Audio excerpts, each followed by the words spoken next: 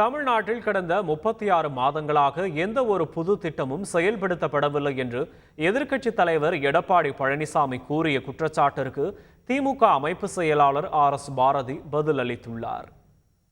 இது தொடர்பாக அவர் வெளியிட்டுள்ள அறிக்கையில், தமிழக அரசின் 3 ஆண்டு கால ஆட்சி சாதனை அல்ல வேதனை என விமர்சித்து அறிக்கை விட்டிருக்கும் பழனிசாமி, தமிழ்நாட்டிற்கு பொற்கால ஆட்சியை கொடுத்தது போல விமர்சித்துள்ளார் என்று குறிப்பிட்டுள்ளார்.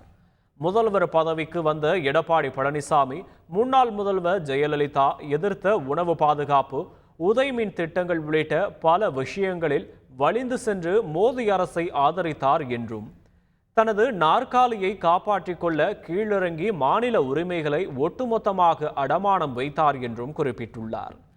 தமிழ்நாட்டில் அதிமுக ஆட்சியில் இருக்கும் போதெல்லாம் சட்டத்தின் மாட்சிமை உறுதி செய்யப்பட்டுள்ளது என்று கூறியுள்ள எடப்பாடி பழனிசாமி, தூத்துக்குடி ஸ்டெர்லைட் போராட்டத்தில் 13 உயிர்கள் பறிபோனது, பொள்ளாச்சி கூட்டு பாலியல் வன்கொடுமை, மாணவிகளை தவறான பாதைக்கு அழைத்த பேராசிரியை நிர்மலாதேவி விவகாரம், தடை செய்யப்பட்ட குட்காவை விற்பனை செய்ய அமைச்சராக இருந்த விஜயபாஸ்கர், காவல் உயர் அதிகாரிகள் என பலரும் லஞ்சம் வாங்கியது, இவையெல்லாம் எடப்பாடி பழனிசாமி ஆட்சியிலிருந்த சட்டத்தின் மாட்சிமைகள் என்றும் அவர் குறிப்பிட்டுள்ளார்.